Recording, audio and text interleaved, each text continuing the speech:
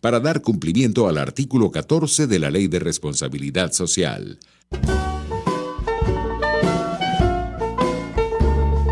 A partir de este momento, los invitamos a formar parte de esta mesa donde se componen y descomponen los problemas del país. RCR presenta Buen Provecho.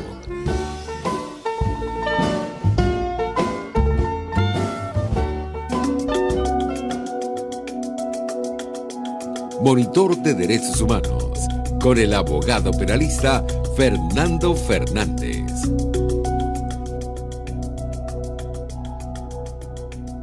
Buen mediodía y buen provecho. Les deseamos a todas las personas que nos escuchan.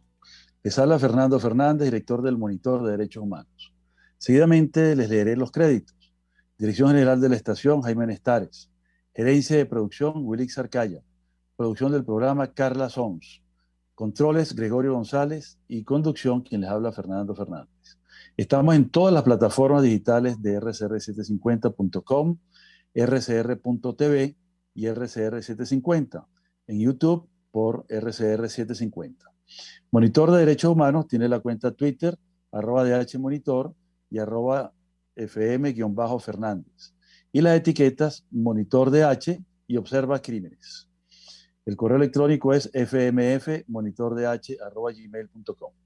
Hoy, 17 de marzo de 2021, tenemos el privilegio de contar con la presencia de la doctora Liliana Ortega, directora de COFABIC, con los temas informes de las Naciones Unidas, concretamente de la Alta Comisionada de Naciones Unidas para los Derechos Humanos y de la Misión Independiente de Determinación de los Hechos en Venezuela.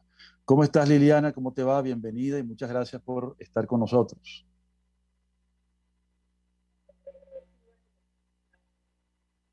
¿Aló? ¿Liliana? Buenas tardes, Fernando. Agradecida Hola. por la oportunidad. ¿Me escuchas? Perfectamente. Adelante. Ok, perfecto. Bueno, si me escuchas, te decía que agradecida por la oportunidad. Bueno, bienvenida para este programa que tiene como misión fundamental difundir experiencias relativas a derechos humanos, bien sean violaciones, que son experiencias negativas, pero bien sea también el trabajo positivo que hacen las ONGs, los organismos multilaterales y los defensores de derechos humanos. Por eso estamos muy contentos, Liliana, de estar contigo, sabiendo tu estupendo trabajo, tu trayectoria de tantos años conduciendo COFABIC con un equipo humano realmente impresionante y sobre todo muy bien preparado. Entonces, con esta bienvenida, Liliana, quería preguntarte, antes de entrar a hablar de los informes que nos han convocado para el día de hoy, ¿qué es COFABIC y qué hace COFABIC? Un poco para que aquellos poquísimos que no conocen qué es COFABIC, que es una de las ONGs más importantes del país y con vocería pues, internacional en todas las instancias, explícanos un poquito como introducción qué es COFABIC y qué hace COFABIC. Gracias, Fernando, por estas generosas palabras. COFABIC nació hace 32 años a raíz de los hechos del Caracazo del año 89. Un grupo de mujeres víctimas se unieron para buscar justicia en su caso, pero con los años pues han trascendido una búsqueda colectiva no solo de justicia, sino en general de lucha contra la impunidad. COFABIC es un equipo interdisciplinario que trabaja en distintas áreas, en el área de apoyo psicosocial. Nosotros tenemos la perspectiva de que trabajamos desde el litigio estratégico, pero un litigio que tiene que ver con la búsqueda de no revictimización, ¿no? Y por ello el componente psicosocial para nosotros es transversal. Trabajamos en el área de litigio internacional, hemos sido la organización de derechos humanos venezolana que más casos ha litigado en la Corte Interamericana y que más víctimas ha representado ante la Corte Interamericana de Derechos Humanos, no solo en el caso del Caracazo, sino otros casos icónicos como los del Ave de Vargas, la masacre del retén de Katia, casos de ejecuciones extrajudiciales. El caso también acompañamos el caso de Linda Loaiza con el Centro para la Justicia y el Derecho Internacional. Además, COFABIC tiene un área de formación muy particular.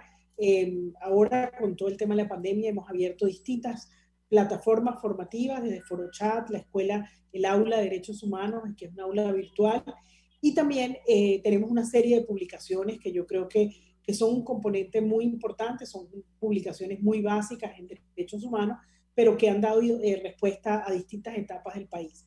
Y hemos tenido pues el orgullo de tener la alianza con distintos autores que nos han ayudado, desde Pedro Níquel, Carlos Villán Durán, el Instituto Interamericano de Derechos Humanos y otros, a ser coeditores con nosotros de estas publicaciones, y creo que ha sido muy importante tenerlas y ofrecerlas en este momento.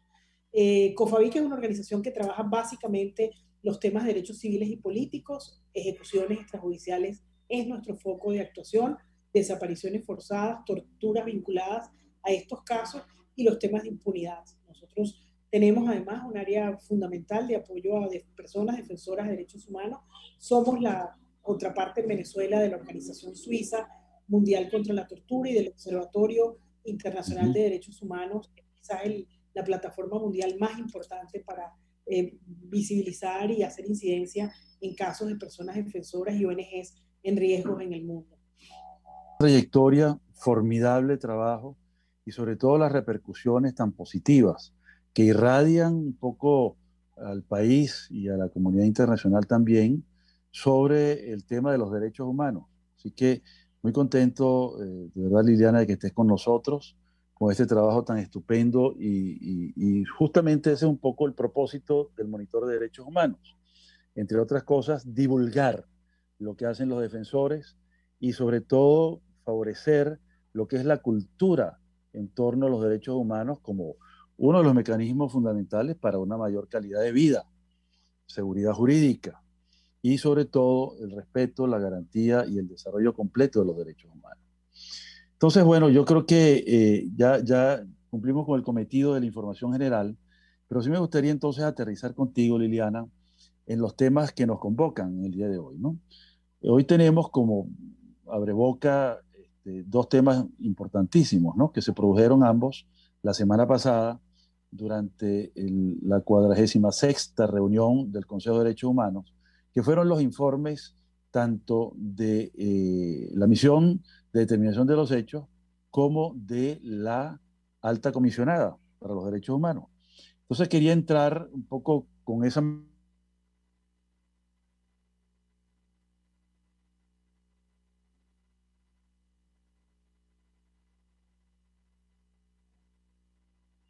Aló, me fui por un segundo de la conexión, pero no sé si escuchaste la pregunta.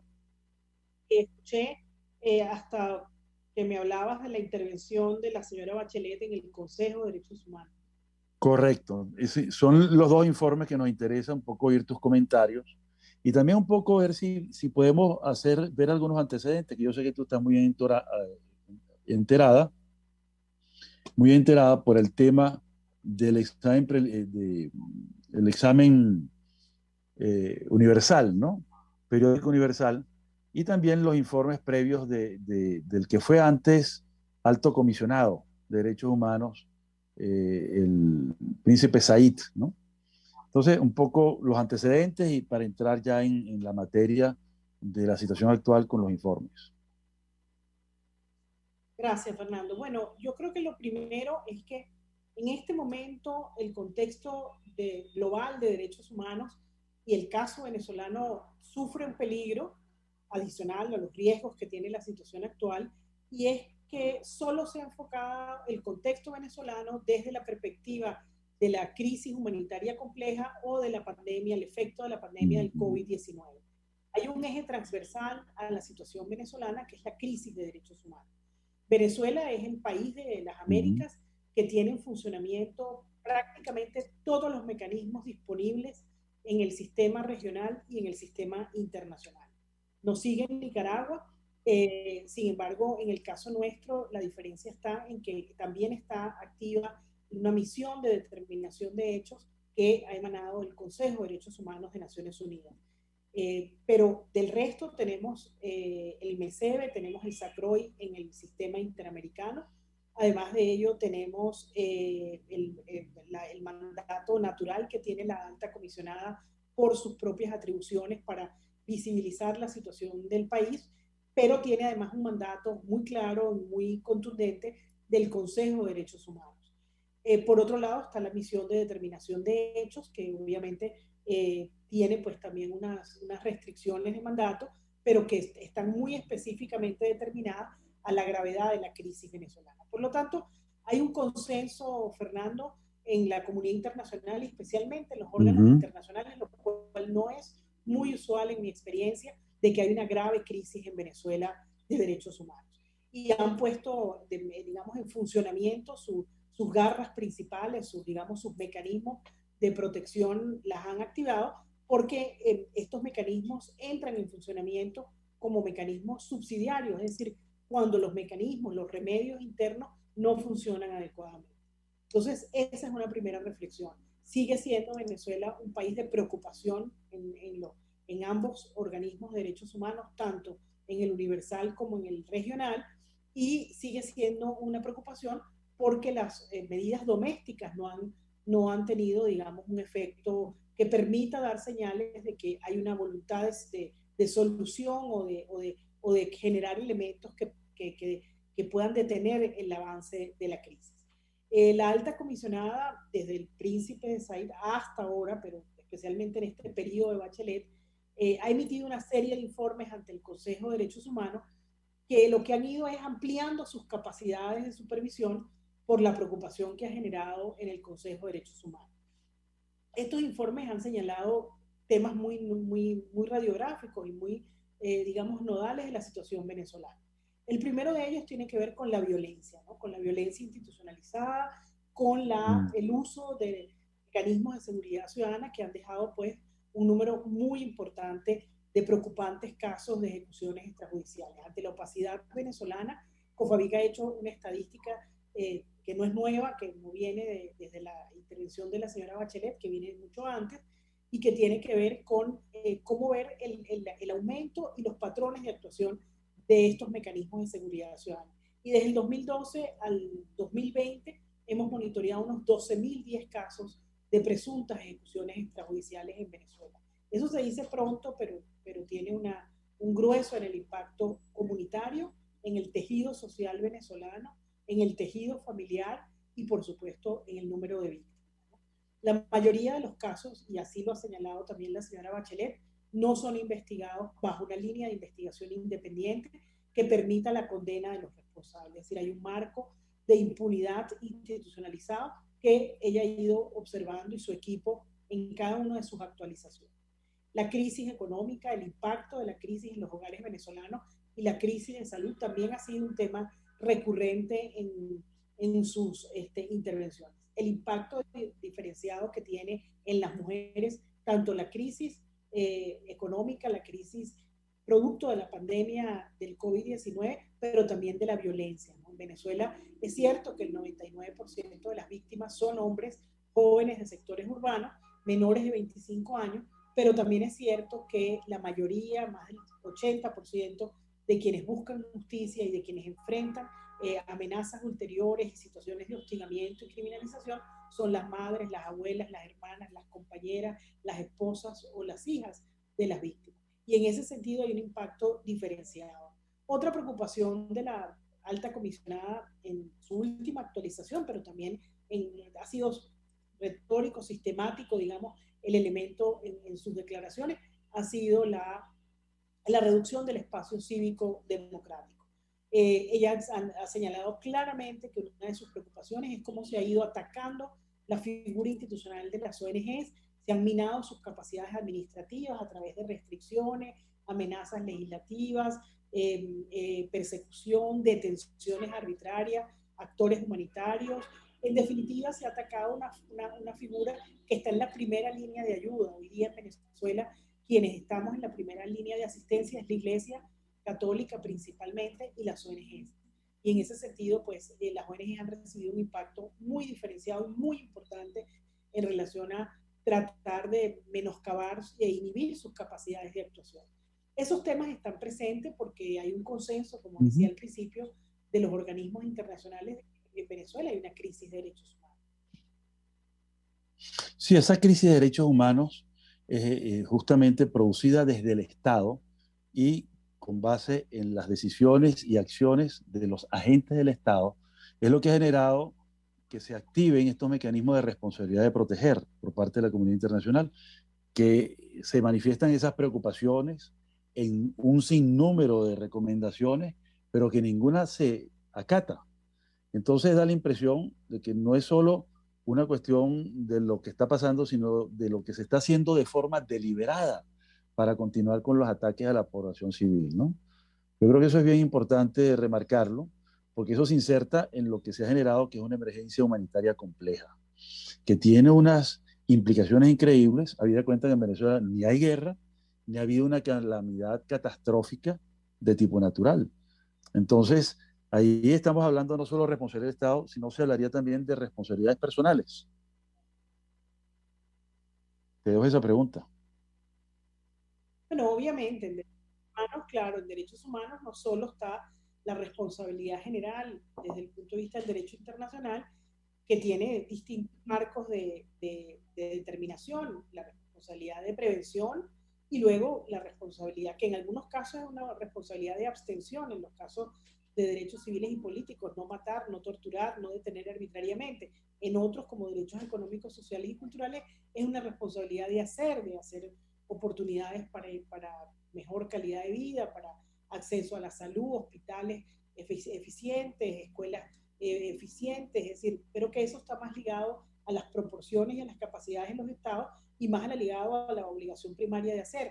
Pero también hay obligaciones posteriores cuando ocurren las violaciones de derechos humanos, que son unas obligaciones generales de, bueno, investigación, sanción, reparación, en definitiva, integral de las víctimas, tratar de colocar a las víctimas en la posición anterior a la que ocurrió la violación, en los casos que sea posible. Obviamente, en el caso del derecho a la vida y en algunos casos de lesiones a la integridad personal no es posible por los daños tan severos que deja este tipo de violaciones, pero digamos que ese es, digamos, el estándar internacional de protección en relación a responsabilidad internacional de los estados. Y por otro lado está la responsabilidad individual, es decir, la Constitución nuestra es muy clara que la obediencia debida no es una excusa para cometer violaciones de derechos humanos, y hay una serie de responsabilidades individuales en distintos entramados, no solamente en los entramados directos de quienes cometen los delitos, sino también cuando no se juzgan, no se investigan y no se sanciona a los responsables.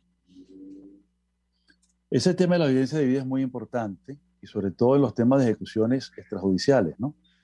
Pero hay unos déficits en la legislación muy importantes. Un trabajo que publicamos hace un tiempito en una consultoría para Amnistía Internacional, dimos cuenta de la insuficiencia del tipo penal que existe en el Código Penal sobre el homicidio calificado, que no se parece prácticamente en nada a la ejecución extrajudicial o al asesinato, como lo llaman en otras legislaciones, ¿no? Y yo creo que para que tenga pleno vigor esa norma constitucional, tiene que haber cambios también legales que hagan posible ese mandato. Mientras tanto, perviven los vicios del pasado, que es un pasado remoto. Estamos hablando de un código penal del siglo XIX, ¿no? Entonces ahí tenemos una desfase tremenda, ¿no? Ahora, el tema de la debida obediencia, o la obediencia debida, como se le quiera llamar, hay otro tema también con la legislación militar, sobre todo, ¿no? ¿Cuál es tu opinión sobre el tema de la militarización de la seguridad? Previo a ello, la politización de las Fuerzas Armadas. ¿Aló? Bueno, Fernando, que uno de los alcances más importantes del impacto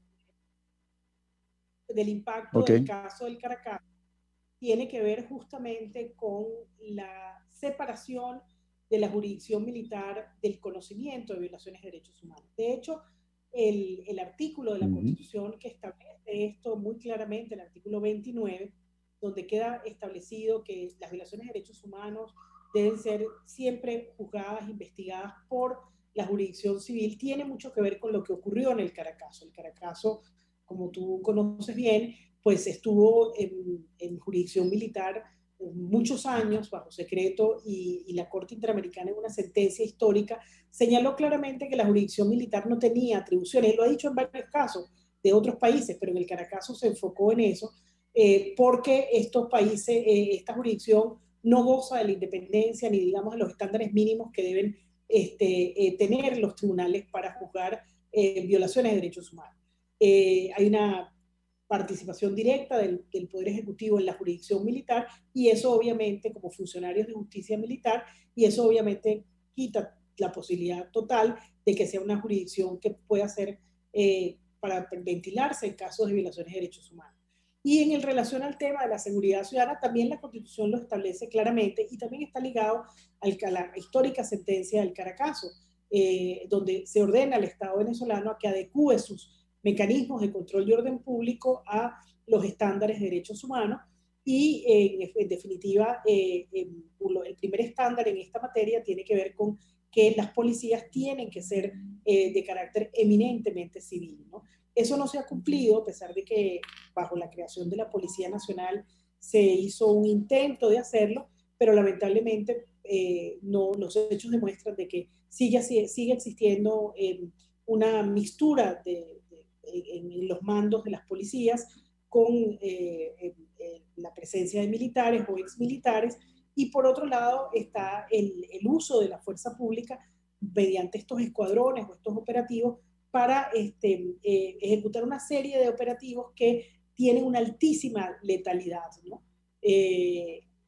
Hace varios años estaba pues la Operación Liberación del Pueblo, y ahora las actuaciones de lo que han denominado las FAES, que es un grupo élite o especial de la Policía Nacional. Bueno, la alta comisionada, una de las pocas cosas que ha pedido abiertamente, ahora pidió de manera expresa en su última intervención el cese de los ataques a las ONGs, a las personas defensoras de derechos humanos y actores humanitarios, pero su primera petición concreta al Estado venezolano, estando en tierra venezolana, fue la disolución de la FAES. Y no ha ocurrido eso, sino todo lo contrario. De hecho, se han ampliado las facultades y ha habido pues un recrudecimiento de las muertes en estos operativos, y sobre todo del daño social que crean en las comunidades donde actúan con una arbitrariedad realmente nunca vista en Venezuela. Sí, no solamente se han ampliado sus acciones, sino que además se les condecora y se les asciende, dándoles un reconocimiento oficial que lo que hace es realimentar y premiar la actuación, que en términos del derecho penal internacional es un crimen, y que en términos de los derechos humanos es una gravísima irresponsabilidad por parte del Estado. Entonces, bueno, me están anunciando por acá que vamos a ir a un corte, y una vez que regresemos, Liliana, vamos a continuar entonces con los informes. Te agradezco muchísimo, y a quienes nos escuchan también por su paciencia, y que continúen con nosotros. Muchas gracias.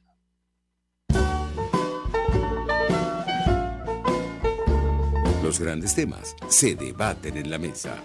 Buen provecho por RCR 750, la radio que se ve.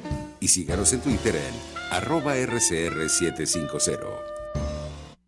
Sintonícenos a través de Periscope, @RCR750, la radio que se ve. Mis amigos, una empresa comprometida y responsable con su personal es una empresa segura, y Produzca es la compañía pionera en Venezuela que ofrece la mayor cantidad de equipos de comprobada calidad para garantizar la seguridad integral de toda la nómina industrial de cualquier empresa. El catálogo de Produzca es inmenso, todo tipo de guantes, cascos, accesorios y productos varios de protección para tu personal.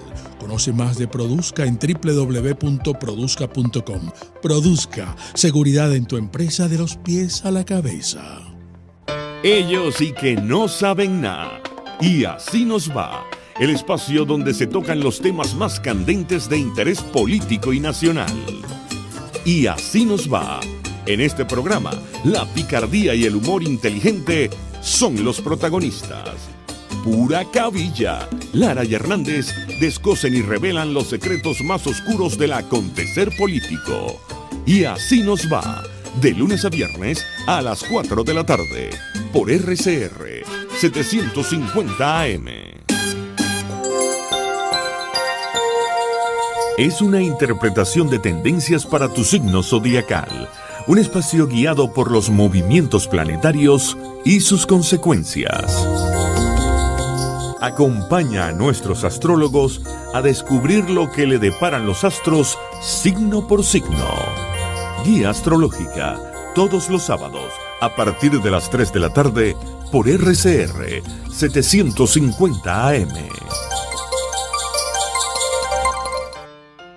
El chavismo, criminal como es, ha sido formidable creando una nueva estructura de financiamiento para la revolución.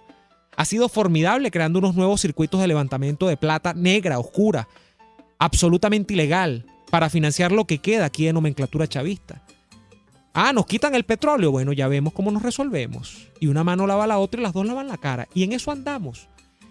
Lamentablemente, el panorama de una variable que es fundamental, porque siempre decimos, sí, los venezolanos saldremos de esto el día que nos determinemos a salir de esto, y lo que importa es lo que decidamos nosotros acá adentro. Claro, porque si un pueblo no se decide a ser libre, jamás lo será, por supuesto que sí. Dentro de una ecuación como la venezolana, donde el apoyo internacional es tan fundamental, donde el actor llamado Estados Unidos de América es tan fundamental, yo recelo bastante de que las cosas puedan mejorar desde ese punto de vista. Entonces, es complicado.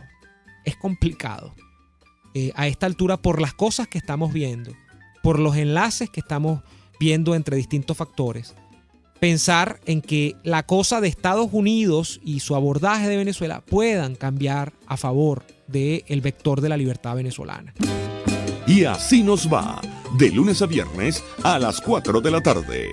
Radio Caracas Radio, porque lo bueno une. RCR 750 AM, porque lo bueno une.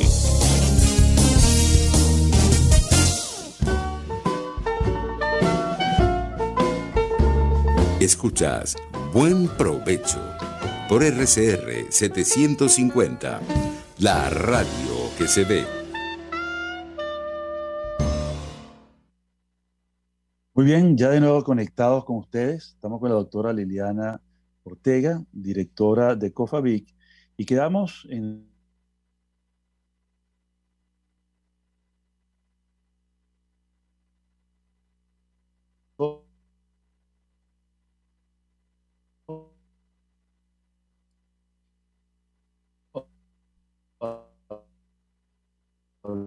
hablando, es un tema, sí, eso fue una interferencia de una llamada.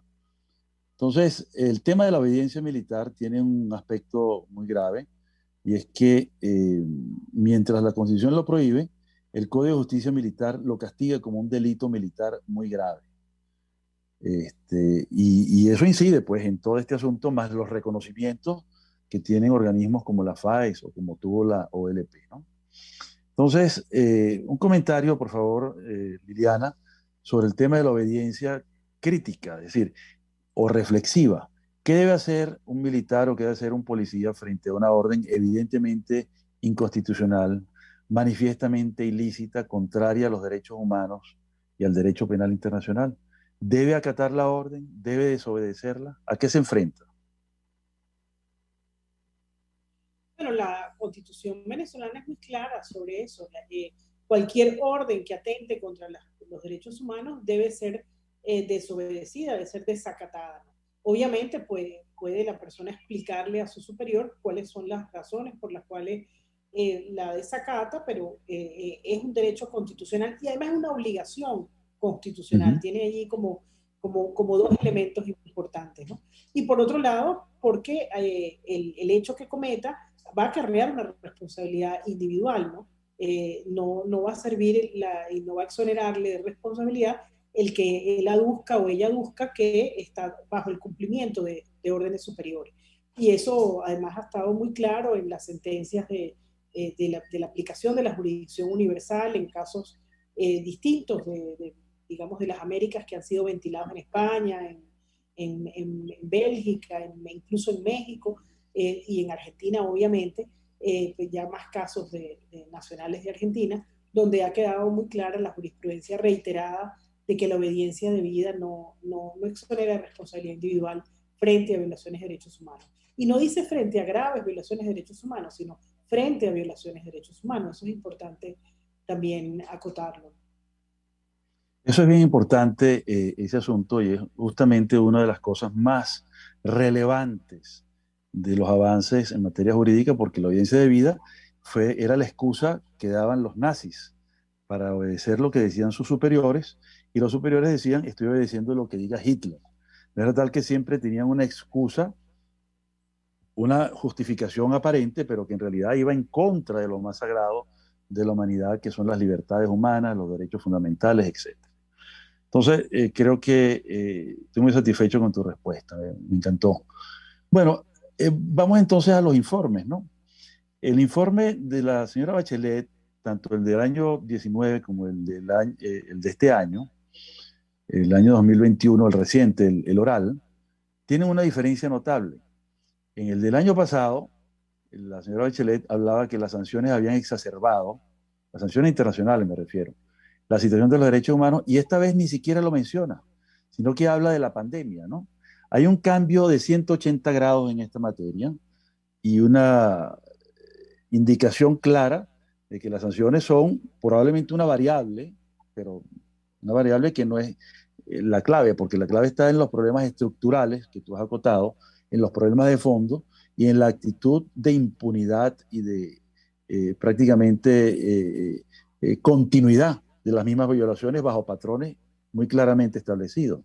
Entonces, ¿cuál es de verdad el papel que cumplen las sanciones internacionales en la violación de derechos humanos, por ejemplo, en los derechos civiles y políticos?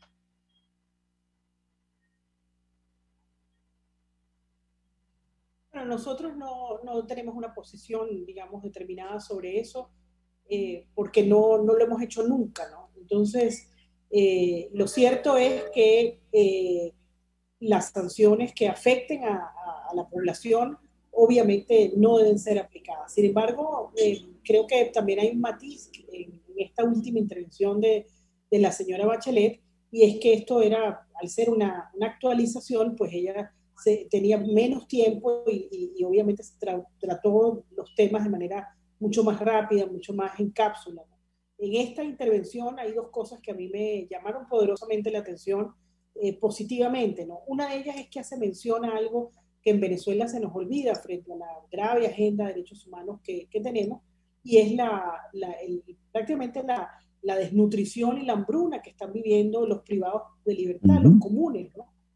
Y ella allí lo señala, y creo que ahí hay varias organizaciones, Ventana por la Libertad y el Observatorio Venezolano de Prisiones, que han dado insumos muy importantes sobre esto, pero que en alguna medida a veces pasan desapercibidos porque se centra el foco más en la agenda política, en los casos más notorios, más conocidos, les dan más importancia a veces a determinados hechos, y esto que afecta gravemente a un número muy importante de personas, porque estamos hablando de un número aún no determinado, porque no hay una cifra exacta de cuántos privados de libertad tenemos, pero que pasa de miles de personas. Entonces, allí ella hace un señalamiento muy claro y muy agudo, que no lo había hecho antes, de una manera tan contundente como lo hace en esta actualización, ¿no? Y creo que al Consejo de Derechos Humanos seguramente esto no le va a pasar desapercibido. El otro tema tiene que ver con lo que ella señala como una desnutrición aguda infantil. Ella lo ha venido señalando en algunos de sus actualizaciones y de sus informes, pero acá lo pone de manera muy clara, porque claro, tiene también una afectación diferenciada por el tema del COVID, ¿no? Y allí hace un señalamiento de cómo el diésel agravaría esta situación, especialmente por la escasez de gasolina, bueno, y que el diésel está vinculado a la distribución de alimentos, medicinas, porque es el combustible que usan más los medios de transporte digamos, de alta factura, de factura pesada, ¿no? Entonces, en ese sentido, hace un señalamiento claro sobre este tema. Pero yo creo que en esta actualización, sin duda alguna, ella, bueno, ratifica varios temas, el de la violencia policial, los temas que tienen que ver con libertad de expresión, pero hay dos temas que señala muy claramente, que a mí me llamaron la atención, que es el cese, hace una solicitud expresa del cese de los ataques a personas defensoras y actores humanitarios, y por otro lado, en el lenguaje internacional eso es muy importante, porque ella puede expresar preocupaciones, ella puede, y puede dar recomendaciones, pero es que sobre esto, y la FAES ha puesto en la mesa una solicitud expresa que ha sido desacatada reiteradamente por el Estado venezolano y por quienes detentan la fuerza. Y el otro señalamiento es el que indicaba al inicio, que me llamó poderosamente la atención, pero de manera muy positiva, que es lo que tiene que ver con la desnutrición crónica que están viviendo todos los privados de libertad, no solo los presos políticos, no solo la gente que tiene, digamos, una mayor vocería e incidencia internacional, sino los olvidados, los que casi nadie toma en cuenta, ¿no? Sí, qué temas tan importantes y qué bueno que mencionas el tema del diésel, que tiene que ver pues con la distribución de alimentos, la construcción, el comercio, las plantas eléctricas, en fin. Y hay un tema ahí que han revelado organismos de inteligencia internacional de un poderosísimo contrabando y de un acaparamiento en manos oficialistas, ¿no? Entonces, ahí hay un problema grave de delito organizado que tiene que ver también con todo este problema, ¿no? En la medida, pues, de que se aprovechan ciertas ventajas para distraerlas y bueno, y da la impresión de que hay un culpable que es un culpable externo, ¿no? Pero resulta que aparentemente la situación tiene una variable importantísima dentro del país, ¿no? Entonces, ya se aclararán las cosas y se verá con más precisión este asunto. Ahora bien, el tema de los presos comunes es un tema realmente conmovedor. Una persona con quien yo trabajé muchos años, fui su asistente muchos años, el doctor Elio Gómez Grillo, tiene una enorme preocupación por los presos comunes. Y él lanzaba siempre una frase que era contundente, una frase además originaria en Suecia, donde hay un tratamiento penitenciario óptimo, de primer mundo, excelente. Es como un faro de luz que ilumina a las otras instituciones penitenciarias. Y es que en la forma en que un Estado trate a sus presos, así mismo se revelará cuánto tratará a sus ciudadanos. Es decir, hay una relación directa en el maltrato a los presos comunes y el maltrato que puede sufrir la ciudadanía. Esa era un poco la relación que quería decir siempre Gómez Grillo con este tema, ¿no? Entonces, Humberto Prado, claro, también discípulo de él. Que le ha dedicado su vida a este tema, ¿no?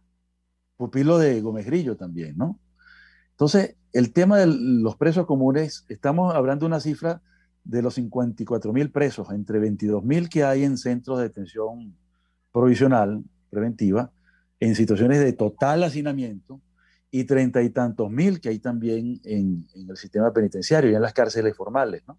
Entonces, sobre eso hay que poner la lupa, porque no solamente se están muriendo por las formas, digamos, ya que se han hecho crónicas en ese ambiente, que es la violencia carcelaria, sino también de desnutrición, de tuberculosis y de enfermedades contagiosas, pero curables, ¿no? Entonces, ahí hay un tema realmente importante sobre el cual hay que poner la vista. Y qué bueno que la señora Bachelet lo menciona, porque eso nos señala un camino para las recomendaciones, ¿no? Ok. Ahora bien, vamos un poquito entonces, si quisiera abundar algo más en el informe de la señora Bachelet, pero me gustaría aterrizar también en el informe de determinación de los hechos, ¿no? Entonces, es un informe muy grande, muy completo, de casi 500 páginas, con 2.000 pies de páginas, con más de 1.000 puntos o párrafos que desarrollan cada uno una idea concreta y un tema preciso, ¿no? Entonces, ¿qué es lo que más te impresiona de ese informe detallado que dio la misión de determinación de los hechos? ¿Qué es para ti lo más relevante? Todo es importante, pero ¿qué destacarías tú como lo más prioritario dentro de ese informe? Hay varias cosas, ¿no? Lo primero es que ese es un informe distinto, porque es un informe más agudo en el sentido de que va a los casos individuales, ¿no?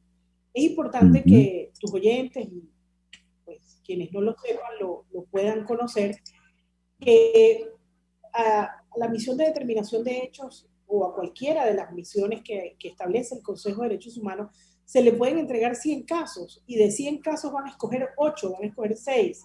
Los estándares de Naciones Unidas son muy rigurosos. Cada prueba que se le envía pasa por todos los expertos de Naciones Unidas, expertos forenses, expertos fotográficos, expertos videográficos. Es decir, hay unos niveles de control que hacen que uno pueda haber documentado 50 casos, pero de 50 casos, 2 son los que podrían entrar en esos estándares.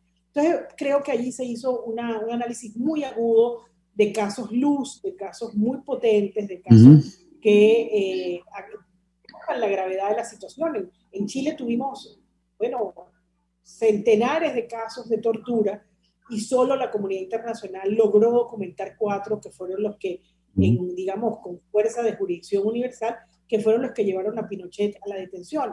y así sucesivamente, ¿no? La Junta Militar de Argentina, pues centenares, miles de desaparecidos, y realmente el número de casos que lograron sentar en el banquillo a la Junta Militar no fue el mismo número de casos que ocurrieron en la Argentina.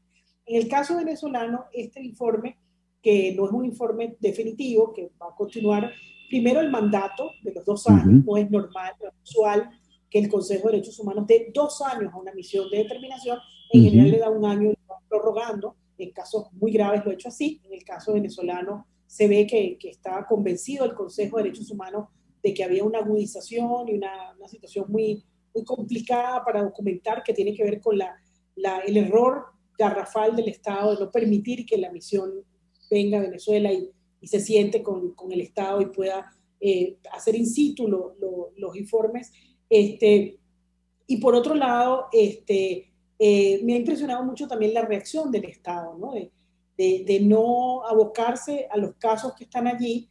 Hay algunos casos que han tenido algunos leves avances que nosotros hemos podido conocer, un esfuerzo allí de la Fiscalía que ha venido tratando de investigar algunos de esos casos, pero eso debería ser mucho más, en mi opinión, mucho más masivo en relación a los casos que están, especialmente en los casos de detenciones arbitrarias, donde se ha determinado que estamos frente a casos donde hay fundamentos razonables que podríamos estar frente a casos de tortura, y que podrían convertirse también en crímenes de lesa humanidad. Entonces, creo que la lectura del Estado y de quienes podrían tener allí elementos muy sólidos de intervención, no ha sido la lectura normal de un Estado que vea un informe tan poderoso. Ese informe no es posible de controvertirlo con un discurso político, no va a servir, ¿no? Se puede hacer y puede decirse que es un grupo de gente no preparada que hizo el informe, lo que quieran decir, pero eso no va a tener efectos en la práctica. Y lo que va a tener efectos en la práctica es que cada uno de esos casos sean investigados y sean sancionados la cadena de mando que haya estado vinculada a esos casos. Y ese es un ejercicio que deberían estar haciendo en el Estado venezolano, porque esta misión hace unos informes, esta y cualquiera de las misiones de las Naciones Unidas, con unos niveles muy altos de investigación. Esto no es, ahí hay una búsqueda de elementos penales que quizás tú tienes más información que yo, porque ha sido tu dedicación profesional al tema penal, de cómo ahí hay unos elementos mucho más individualizados en la responsabilidad penal que la información que presenta la señora Bachelet. Lo que presenta la señora Bachelet está más ligado a la responsabilidad general del Estado, está más ligado a la obligación de prevenir, de respeto y de garantía, pero en general del Estado. Esto está más enfocado a responsabilidades individuales, ¿no? Y es un insumo que puede ser utilizado en cualquier parte del mundo, ¿no? Donde puede haber alguien nacional de esos países que pueda estar afectado. Sí, yo creo que has dado en el clavo, Liliana. Es muy importante este informe, tan importante y necesario como el de la alta comisionada. Pero este tiene, digamos, un aspecto diferente. Primero, como no pudieron venir a Venezuela porque el Estado no se los permitió, no respondió ni una sola de las solicitudes. Segundo, porque se ha utilizado un impresionante piso científico forense, ¿no? Como nunca había visto yo en la historia de los derechos humanos, y creo que pocas veces se ha visto en casos parecidos o quizás iguales, ¿no? El caso Myanmar puede ser un antecedente interesante, porque había cuenta que luego que el informe de determinación de los hechos que se hizo para Myanmar originó que se abriera una investigación formal ante la Corte Penal Internacional, ¿no? Y quizás esto pudiera ser un desarrollo a posteriori. Hay que esperar el informe de septiembre, ¿no? Pero hay también un asunto importante que tú destacabas sobre la responsabilidad penal individual. Aquí se señalan no solamente responsabilidades del Estado, sino también de crímenes, que hay crímenes. Y habla de 45 personas con nombre y apellido, posibles responsables, ¿no? Entonces, eso me parece que da una connotación a este informe totalmente distinto, muchísimo más amplio, y todavía no sabemos realmente cuáles efectos jurídicos va a tener, pero de que los va a tener, ¿no? Entonces, digamos, ¿tú crees que este informe detallado, creo que te entendí que han tratado de desvalorizarlo como si no tuviera efectos, pero ¿cuáles serían sus efectos en tu opinión? Los efectos de este informe desde el punto de vista jurídico, estrictamente hablando. Mira, Fernando, yo empecé a ir a la Comisión Interamericana de Derechos Humanos en el año 92.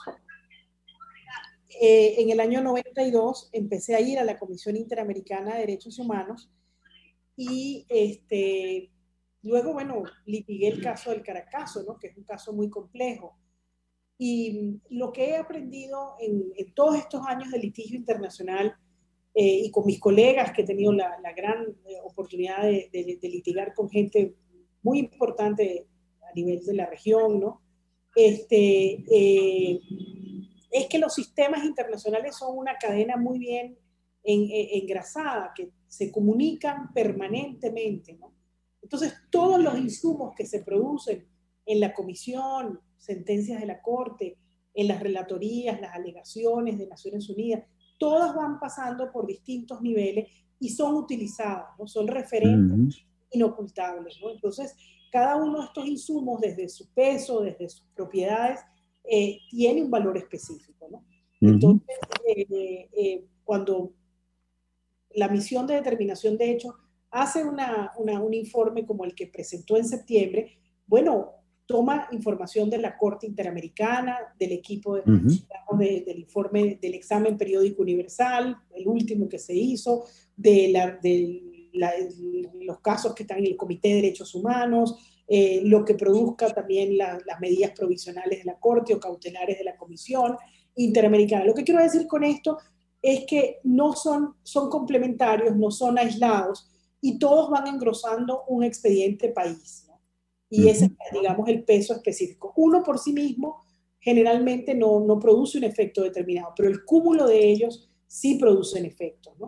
Y el efecto mayor es que hay un consenso en la comunidad internacional de la gravedad de la crisis venezolana y de que hay muy pocos remedios puestos en marcha para evitar que siga escalando la crisis de derechos humanos. Y eso es lo que hay que leer, la lectura gruesa, digamos, de esos informes es eso, ¿no? Yo creo que debería haber un poquito más de preocupación en ese sentido por parte del Estado para acometer todos aquellos remedios domésticos que tenga que hacer para que pueda dar respuesta, porque el discurso político, desvalorizarlo, eso no sirve. Hoy día las Américas y el mundo hemos cambiado mucho. Cuando eso pasaba en la época de Pinochet, de Videla, de Stroessner, podía distraer un poco a la comunidad internacional. El asunto es que luego del siglo XX, quizás el alcance más global y más importante que dejó el siglo XX es un andamiaje muy bien estructurado de protección internacional. Y es lento, a veces la gente siente frustración, pero es un sistema muy eficiente, muy eficiente. Y lo hemos visto, hace poco se dieron pues las audiencias y el avance del caso de los asesinos de Monseñor Romero, ¿no? En España. Y creo que hay suficientes muestras de que las violaciones de derechos humanos dejan unas huellas indelebles que son seguidas pues por este andamiaje tan perfeccionado y que por supuesto está de alcance progresivo, es decir, no está acabado, va en movimiento, ¿no? Y Naciones Unidas tiene unos niveles de prueba y de, como tú señalabas, de forenses, periciales, que además han sido aplicados en Kosovo, han sido aplicados en Myanmar, han sido aplicados en Nicaragua, han sido aplicados en Chile, es decir, tienen una vastísima experiencia, ¿no? Los expertos que ellos buscan no son gente que son gente avesada, gente que tiene además un gran prestigio internacional, ¿no? Y eso ayuda mucho, ¿no? Son gente que han hablado de casos en distintos países, en Togo, en distintos países del mundo, y que son voces muy autorizadas. La única manera de enfrentar estos informes es investigando, es sancionando a los responsables, es tomando medidas domésticas, que esa es la respuesta que sirve. El otro no va a tener mayor, lo hacen, pero no tiene mayor efecto. Vamos a tomar un breve descanso, quizás a despedirnos, no sé qué me dicen del estudio. Sí, vamos a despedirnos entonces, ¿no? Porque realmente hemos cubierto gran parte de la información, pero son tantos los temas relacionados con derechos humanos, la cadena que tú mencionas, el sistema mundial, y sobre todo lo sofisticado e interdependiente, que es una cosa de otra, ¿no? Entonces, quisiera que nos dejaras un mensaje para las víctimas, un mensaje para las ONGs, defensoras de derechos humanos, un mensaje para la sociedad, y qué puede hacer una víctima en torno al llamado que hace esta misión de determinación de los hechos, de recibir más información y actuar en consecuencia. ¿Qué puede hacer una víctima, qué puede hacer una ONG y qué mensaje le dejas? Bueno, yo creo que la situación venezolana impone que las ONG sigamos cumpliendo nuestro papel, un papel independiente, un papel objetivo en el marco de los derechos humanos y que sigamos haciendo el trabajo que estamos haciendo, especialmente con vocación de servicio hacia los sectores más desfavorecidos, ¿no? Yo creo que eso en COFAVIC es una impronta y a mí me parece que es el lado en el que tenemos que estar las organizaciones de derechos humanos. No somos partidos políticos, no debemos meternos en la diatriba partidista, tenemos que estar al lado y acompañando la voz de las víctimas. Creo que esa es la labor fundamental de las ONG de derechos humanos, o así la he entendido yo en el servicio de estos 32 años, ¿no? Creo que en el caso de las víctimas, bueno, yo creo que no renunciar a denunciar, ¿no? Entiendo que hay una serie de ataques, de criminalización, de persecuciones y de hechos que desestimulan, pero entonces aliarse con quienes pueden apoyarle, hay abogados o en organizaciones no gubernamentales, organismos internacionales que pueden ayudarle a ver cómo formular sus denuncias, cómo hacerlo sin correr mayor riesgo ni recibir mayores daños de los que ya tiene, pero la única renuncia que yo creo que no deberían hacer es a denunciar. La denuncia ayuda, la denuncia protege y la denuncia además estimula a que no ocurran nuevas violaciones de derechos humanos. Entonces, el silencio en derechos humanos es la sentencia de la muerte, es la sentencia que hace que no sea posible que usemos mecanismos que permitan la no repetición de los hechos. Por otro lado, creo también de manera muy importante que sigan actuando los organismos internacionales, sigan supervisando, observando situaciones como la venezolana, porque bueno, son un muro de contención sin duda y de protección que es muy útil en momentos de crisis como la que vive el país, Fernando. Así que agradecida pues por la oportunidad. Muchas gracias. Muchas gracias, Liliana. Ya nos despedimos. Hasta el próximo miércoles y seguramente te invitaremos de nuevo para continuar este ameno y muy interesante y nutritivo diálogo. Muchas gracias, Liliana. Hasta el próximo miércoles.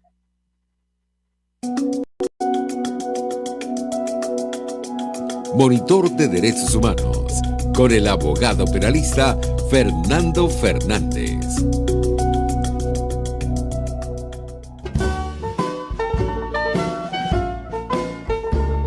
RCR presentó